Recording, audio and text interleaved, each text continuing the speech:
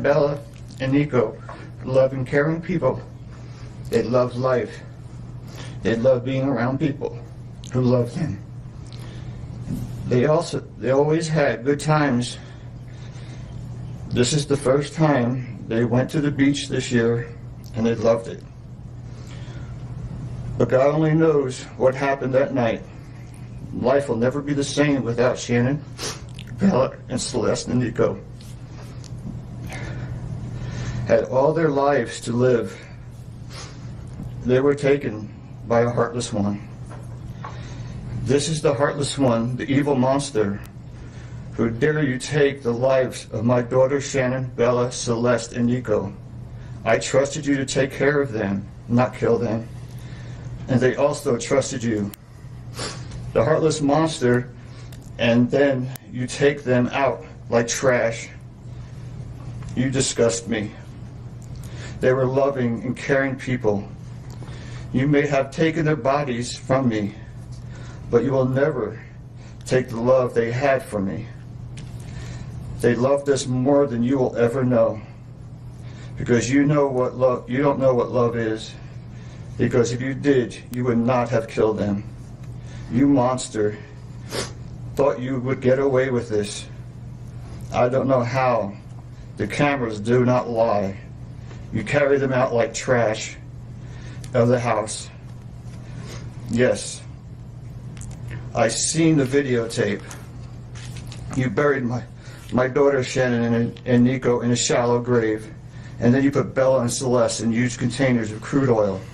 You heartless monster. You have to live with this vision every day of your life, and I hope you see that every time you close your eyes at night. The early morning air in Frederick, Colorado, is usually crisp, silent, and entirely unremarkable. But on August 13, 2018, that silence carried a suffocating weight. It began not with a scream, but with an eerie stillness inside a beautiful, 5-bedroom suburban home on Saratoga Trail. A friend knocks on the front door, receiving no answer. A phone rings repeatedly, echoing against the walls inside, completely ignored. Within hours, local police arrive to conduct a welfare check, accompanied by a panicked, soft-spoken husband who keys open the door. The house is pristine. It is immaculate, but it is empty. To the untrained eye, it looked as though a young mother had simply taken her 2 beautiful daughters and stepped out for a moment. But the investigators on the scene quickly felt the cold chill of reality setting in. On the kitchen counter sat a purse, completely untouched. Inside it were a wallet, identification, and keys. Upstairs, tucked neatly into the sheets, was a phone, the digital lifeline of a woman who never went anywhere without it. In the garage, the family car sat parked, its car seats secured tightly in the back. A mother, 15 weeks pregnant with a long-awaited baby boy, does not vanish into thin air with a 4-year-old and a 3-year-old, leaving behind her purse, her phone, and her vehicle. As the sun began to beat down on the quiet neighborhood, the narrative started to fracture. The husband stood on the front porch, speaking to local news cameras with a detached, nervous energy. He pleaded for his family's safe return, his eyes darting across the street, a strange, hollow smile occasionally flashing across his face. He talked about his wife, Shanann, and his daughters, Bella and Celeste, in a way that felt entirely wrong to those who knew them. There was no terror in his voice. There were no tears. There was only a cold, calculated performance. But behind the clinical detachment of the police reports and the media circus lay a profound, generational agony that would only deepen with time. 7 years later, in 2025, the emotional shockwaves of that August morning still rip through the hearts of those who loved them most. Looking back through the long, agonizing lens of time, Shannon's parents, Frank and Sandra Arzusek, view those horrific early hours with a heartbreaking clarity. They saw the world differently back then.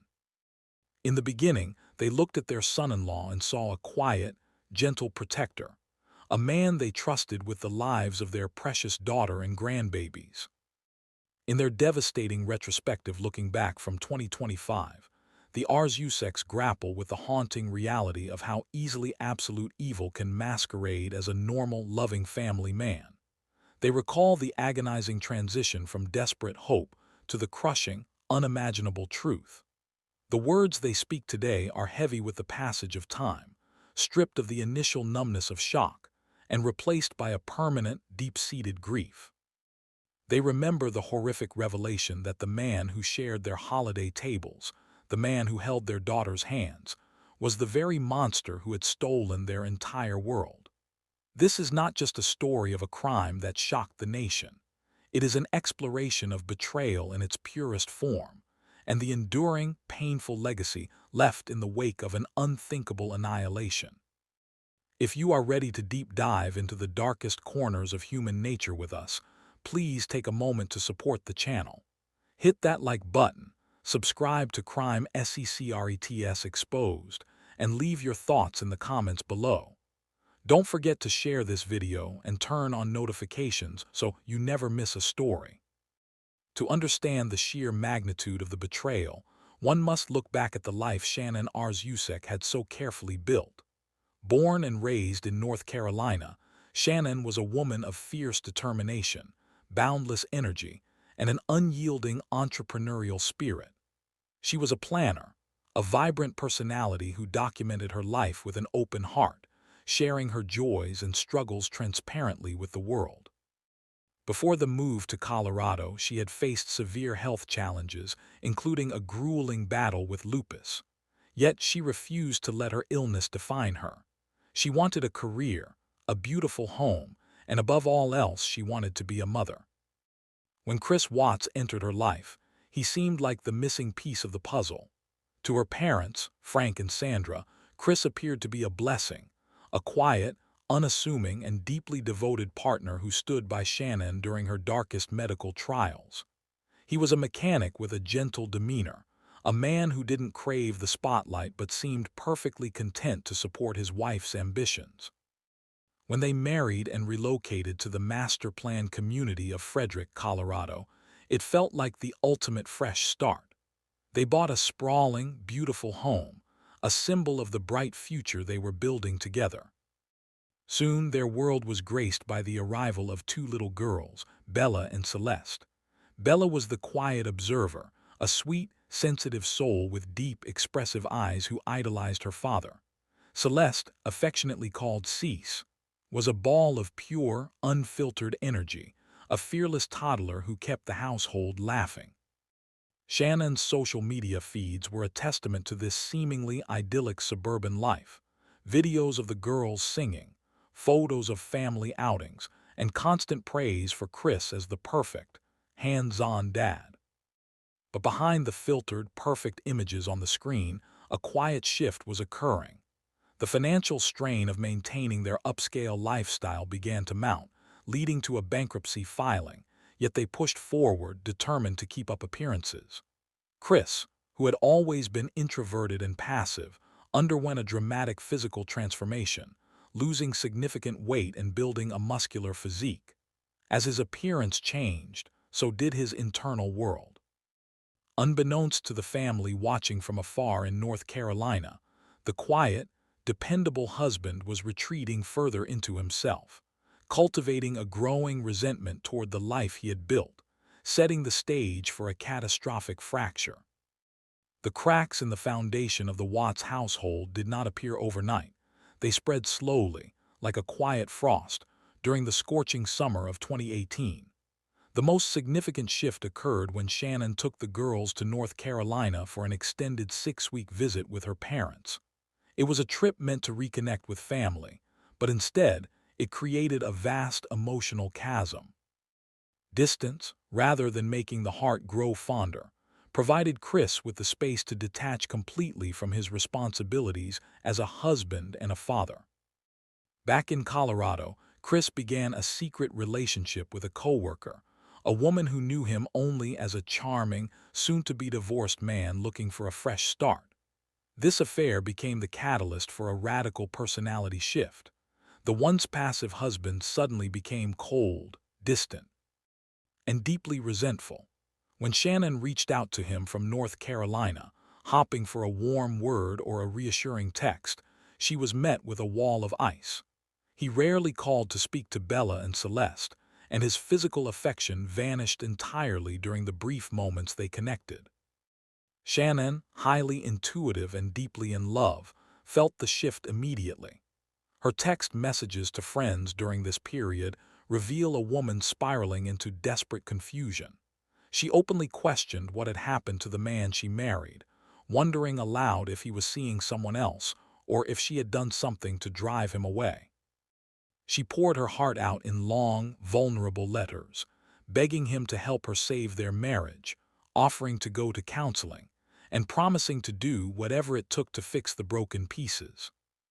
But Chris had already checked out. He was living a double life, spending money on expensive dinners with his mistress while his pregnant wife lay awake thousands of miles away, sick with anxiety. When Shanann finally returned to Colorado in early August, the tension inside the house was thick enough to breathe. The final red flag flew just days before the tragedy, during a brief weekend trip Shanann took to Arizona for business.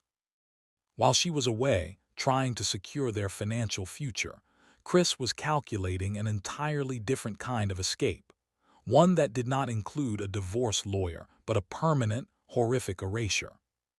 In the quiet, pre-dawn hours of August 13, 2018, a commercial airport shuttle pulled up to the curb of the house on Saratoga Trail.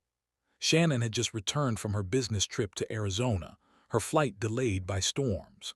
A close friend dropped her off, watching as she walked up the driveway and stepped inside the front door around 2:00 a.m. It was the last time anyone outside the home would see her alive. Only a few hours later, the typical morning routine for the neighborhood began. But inside the Watts residence, the timeline had completely fractured. At 5:27 a.m., security footage from a neighbor's camera captured Chris backing his work truck up to the garage doors. He loaded items into the cab and truck bed before driving away, normally toward his assignment at a remote oil production site. To the outside world, it appeared to be just another standard Monday morning shift for an oil field worker. The first sign of trouble came later that morning when Shanann missed a highly anticipated doctor's appointment. Her close friend, who had dropped her off just hours earlier, grew increasingly concerned when her phone calls, text messages, and knocks at the front door went completely unanswered. Knowing Shannon's strict adherence to her schedule and her deep devotion to her children, the friend recognized that something was profoundly wrong and contacted the local authorities. When local police arrived to perform a welfare check, Chris returned home to meet them. He walked the officer through the pristine, quiet house, pointing out that his wife and daughters were missing, along with a few personal items. Yet the investigation immediately uncovered conflicting details. Shannon's car remained parked in the garage. Her purse, containing her keys, identification, and wallet, was left on the kitchen counter. Her cell phone was discovered tucked between the cushions of the upstairs sofa. A family does not leave for an impromptu trip, while leaving behind every essential item required to navigate the world, throwing a dark cloud of suspicion over the quiet suburban home. With the family officially declared missing, the Colorado Bureau of Investigation, CBI, and the FBI joined local law enforcement, instantly transforming the quiet suburban street into a command center. While Chris Watts stood on his front porch delivering televised pleas for his family's return, nodding to reporters how empty the house felt, investigators were already looking closely at the physical and digital evidence. The discrepancy between his calm, shifting demeanor and the sudden disappearance of his pregnant wife and two young daughters raised immediate red flags for seasoned detectives. The breakthrough in the case came rapidly through a combination of neighborhood surveillance, digital forensics, and cell phone analysis. A neighbor's security camera had captured the exact moment Chris backed his work truck up to his garage at 5:27 a.m. on August 13, loading unknown items into the back before driving away. When digital forensics teams extracted data from Chris's phone, the fiction of his quiet, dedicated family man persona fell apart. Investigators discovered a hidden, password-protected app containing photos of a coworker, Nicole Kessinger, with whom he had been having a serious affair for weeks, a relationship he had initially denied to police. Further analysis of his phone records showed that while Shanann and the girls were visiting family in North Carolina, Chris was searching the internet for secluded vacation spots and calculating the cost of jewelry, completely detached from his family's financial reality. Crucially, investigators also pulled the GPS data from his work truck. The truck's automated tracking logs showed that on the morning of the disappearance, Chris drove directly to an isolated oil production site known as Anadarko Petroleum Site Survey 319, where he remained for hours. On August 15, just 2 days after the disappearance, Chris was brought in for a voluntary polygraph examination administered by the CBI. The test monitored his physiological responses to direct questions about his family's whereabouts. The results indicated severe deception. He scored a failing negative compound score, proving he was not telling the truth. When confronted with the polygraph failure and the undeniable GPS tracking data placing him at the Survey 319 site, his composure eroded. Under intense questioning by investigators, the digital and forensic trap closed in, forcing him to abandon his missing persons narrative and admit that his family was never coming home. The legal process moved with unexpected speed as the evidence against Chris Watts became overwhelming. In November 2018, rather than face a lengthy, high-profile trial that would subject the family to further public scrutiny, Watts entered into a plea agreement. The deal was made with the express approval of Shanann's family, who desperately wanted to avoid the traumatic details a trial would inevitably uncover. Under the terms of the agreement, Watts pled guilty to multiple counts, including first-degree murder, the unlawful termination of a pregnancy, and tampering with a deceased human body. By entering these guilty pleas, he avoided the possibility of the death penalty, a decision that Shannon's mother, Sandra Arzusek, stated was an act of mercy, choosing to let him live with his actions rather than seeking his execution. During the sentencing hearing in a Weld County courtroom, the atmosphere was heavy with profound grief.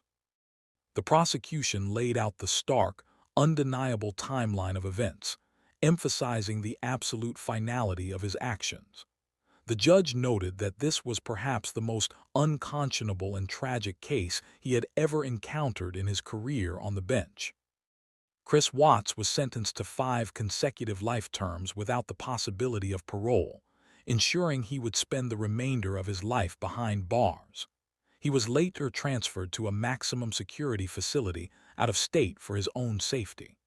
The legal conclusion provided answers to the family's immediate questions about accountability, but it offered no comfort for the permanent void left in their lives. The conclusion of the legal proceedings did not bring peace. Instead, it opened the floodgates for a long, agonizing journey through grief for Shannon's family and the surrounding community. In the years following the tragedy, leading up to a poignant retrospective in 2025, Frank and Sandra Arzusek have spoken openly about the permanent void left in their lives. The passage of time has not diminished the pain, but it has brought a heartbreaking clarity to how they view the past. They frequently reflect on how completely they were deceived, remembering Chris as a seemingly gentle, quiet man who was welcomed into their home and trusted completely. The reality of his actions shattered their understanding of trust and safety. In their emotional public statements, they described the daily battle of waking up to a world without their daughter, their 2 vibrant granddaughters, and the unborn grandson, Nico, who never had the chance to take his first breath. The community of Frederick, Colorado, along with people across the nation, shared in this deep sorrow. The lawn of the house on Saratoga Trail became a temporary memorial, covered in stuffed animals, flowers, and candles left by strangers who were deeply moved by the family's story. For many, the tragedy served as a stark reminder of the hidden fractures that can exist behind a seemingly perfect facade. For the Arzusek family, the mission became focused on keeping the memory of Shanann, Bella, and Celeste alive, emphasizing their lives, their laughter, and their love rather than the manner of their passing. Through foundations and public awareness efforts, they have sought to turn their unimaginable heartbreak into a message of support for others, ensuring that the bright spirits of their loved ones continue to shine even in the wake of absolute devastation. The home on Saratoga Trail stands as a quiet silhouette against the Colorado sky, a structure that once held the laughter of two young girls and the dreams of a growing family. Today, it serves as a solemn reminder of how quickly a life built on love and hope can be entirely dismantled. The tragedy leaves behind a lingering, heavy silence, forcing a confrontation with the uncomfortable reality of human nature and the hidden depths of betrayal. In looking back at the events that unfolded, the story of Shanann, Bella, and Celeste transcends a simple chronicle of loss. It compels an examination of the fragile boundaries of trust and the masks that can be worn by those closest to us. The enduring legacy of this tragedy is not found in the courtroom or the legal judgments, but in the resilient memory of a mother and her children, kept alive by those who refuse to let their light be obscured by actions of absolute malice. As the passage of time continues to move forward, the questions raised by this profound loss remain unanswered. It leaves a community and a nation reflecting on the true meaning of safety, the predictability of human behavior, and the permanent scars left in the wake of an unthinkable choice. The memory of what was lost remains a poignant testament to the value of every life and the enduring strength of a family's love in the face of ultimate devastation. How do you think communities can better support families and recognize the subtle signs of isolation or distress before a crisis occurs? If you found this retrospective meaningful, please take a moment to support the channel. Click the like button, subscribe to Crime Secrets Exposed, and share your thoughts in the comments below. Don't forget to share this video and turn on notifications to stay updated with our latest documentaries.